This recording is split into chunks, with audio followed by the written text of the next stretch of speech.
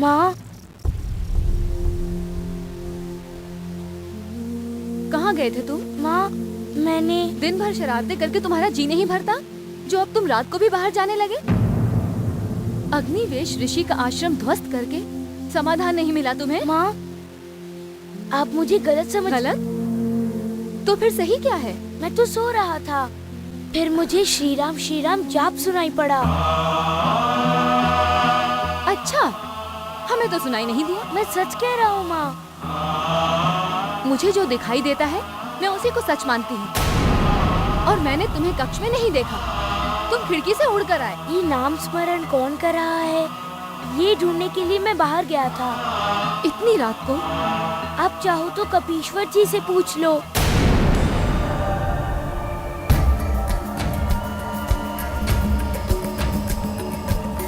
मुझे किसी साक्षी की आवश्यकता नहीं है हनुमान। माँ,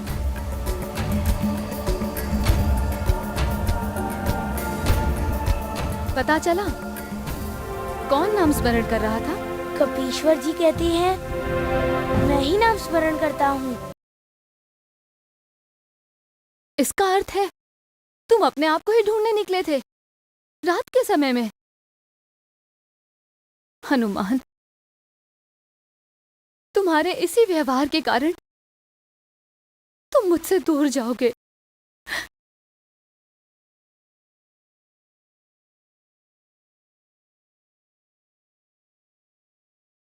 माँ, मैं थोड़े समय के लिए ही बाहर गया था, दूर थोड़ी गया था।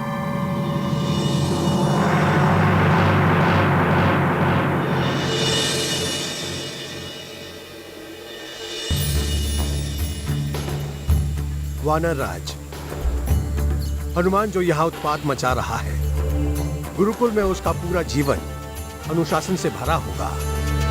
परंतु पिताजी, वो भवन में रहकर भी तो शिक्षा ग्रहण कर सकता है ना? यदि तुम हनुमान को सर्वगुण संपन्न बनाना चाहती हो तो तुम्हें अपनी ममता पर अंकुश लगाना होगा।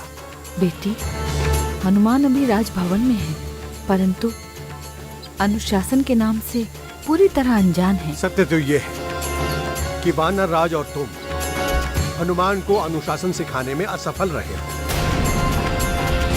इसीलिए तो आज एक अग्निवेश ऋषि नगरी छोड़कर गया है, कल दूसरा जाएगा और फिर तीसरा।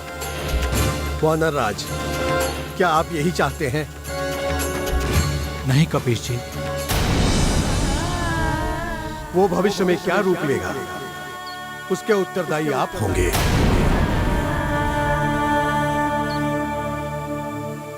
किसी को मेरे बारे में पड़ी नहीं, कोई मेरी भूख के बारे में नहीं सोचता।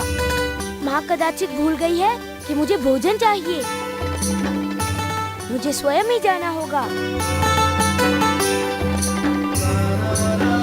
लीजिए केसरी नंदन, महारानी ने आपके लिए भोजन भेजा है। भेजा है? क्या मतलब? माँ मुझे स्वयं खिलाने नहीं आएगी? महारानी अपने माता पिता का अतिथि सत्कार कर रही हैं।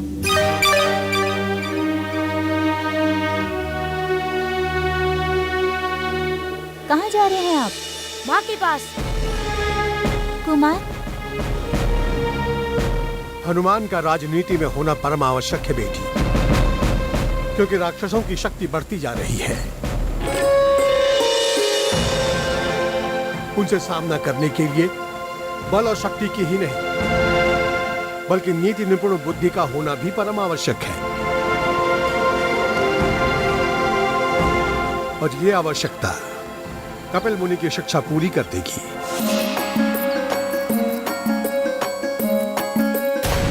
माँ, मुझे भूख लगी है। भोजन भेजा था ना कक्ष में? परंतु खिलाएगा कौन? तुम बड़े हो गए हो पुत्र, अब तुम्हें अपने हाथों से खाना चाहिए।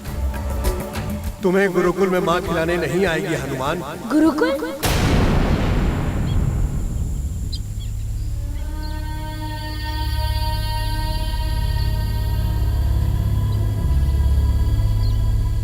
शिक्षा ग्रहण करने के लिए पुत्र? मैं नहीं जाऊंगा गुरुकुल। बड़ों का अनादर, अपमान करोगे? नहीं, मैं अपनी माँ को छोड़कर कहीं नहीं जाऊंगा। ये तुम्हारे हित के लिए सोचा गया है पुत्र। द्वित तो गुरुकुल नहीं जाता है माँ, वो यहीं पर शिक्षा ग्रहण करता है। तुम गुरुकुल में ही शिक्षा ग्रहण करोगे हनुमान। माँ, क्या आपका यही निर्णय है? आई कैसी कठिन घड़ी है, लाल को क्या समझाए माँ। माँ तो माँ है, ममता उसकी कुछ भी तो कह पाए ना। हाँ, इसका अर्थ आप मुझे प्यार ही नहीं करती। हनुमान, मैं गुरुकुल नहीं जाऊंगा, नहीं जाऊंगा। कहाँ जा रहे हो हनुमान? कहीं भी जाओ, आपको क्या? आप मुझे अपनी आंखों से दूर ही रखना चाहती हो ना? स्वयं दूर चला जाता हूँ।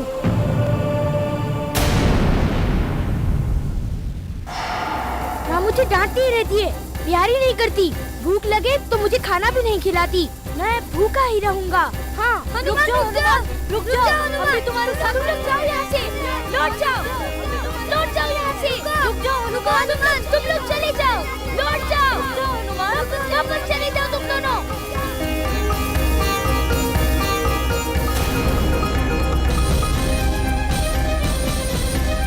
क्या हो गया है हनुमान को? आगे खाइए हनुमान। महादेव, कहाँ जा रहे हैं हनुमान? अपने अवतार कार्य की पूर्ति के लिए नंदीश्वर। अर्थात प्रभु। हनुमान, वहाँ मत जाना, कहते हैं वहाँ भयंकर राक्षस रहते हैं। और वो राक्षस वानरों को खाता है हनुमान, लौट आओ। हनुमान अपना कौन सा उद्देश्य कार्य पूरा करने जा रहा है, समझ में आया ना नंदीश्वर?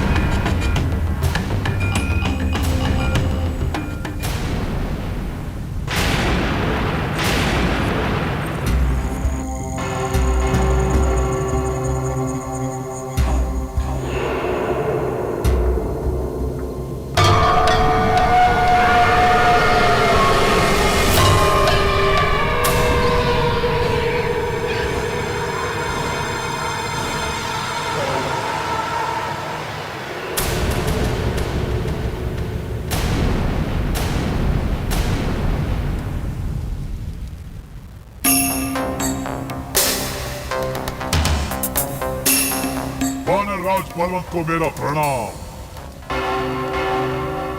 मैं विश्राम कर रहा था, मुझे यहाँ क्यों बुलाया गया? एकाक्ष, हमने विश्राम करने के लिए तुम्हें अपने इस राज्य में शरण नहीं दी। मुझे पता है वानरराज बलवंत, और आज केसरी की नगरी में जाकर मुझे आतंक मचाना है। तो क्यों तुम सब कुछ जानने के पश्चात भी पूरे दिवस उस गुफा में विश्राम करते रहते हो? अब तक मुझे कोई ऐसा अवसर ही नहीं मिला वानरराज बलवंत। यदि तुम्हें अवसर प्राप्त नहीं हुआ तो तुम उस अवसर का निर्माण करो। शत्रु का शत्रु सदैव मित्र होता है। हमने सदैव ही तुम्हारा प्रिय किया है आकाश, परंतु तुमने तनिक भी हमारा प्रिय नहीं किया।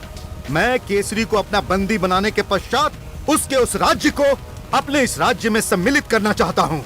वानरराज बलवंत, आपकी महत्वाकांक्षा अवश्य पूरी होगी, परंतु कब तुम मेरी उस महत्वाकांक्षा को पूर्ण करोगे काक्ष? अब आप मेरा अपमान कर रहे हैं। अपमान?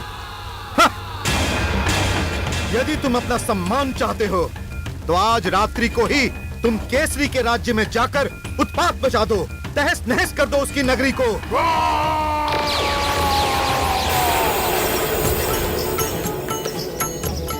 गुफा, क्या होगा इसके अंदर?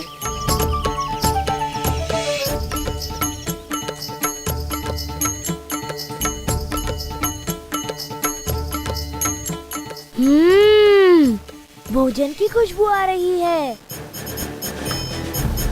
क्या समझता है वानरराज बलवंत अपने आप को? इस एकाक्ष का अपमान करता है। इसका प्रतिशोध मैं अवश्य लूंगा, बलवंत की नगरी का राजा बनकर।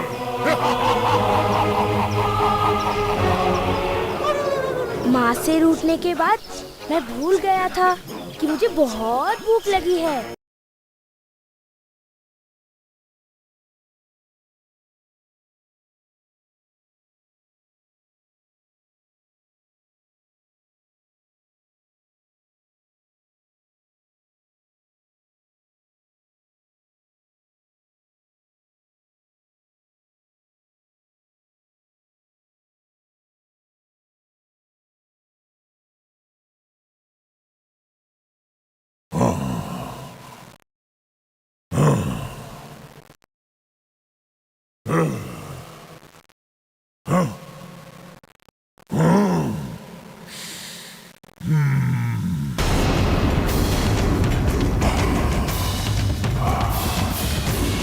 भोजन की सुगंध आ रही है।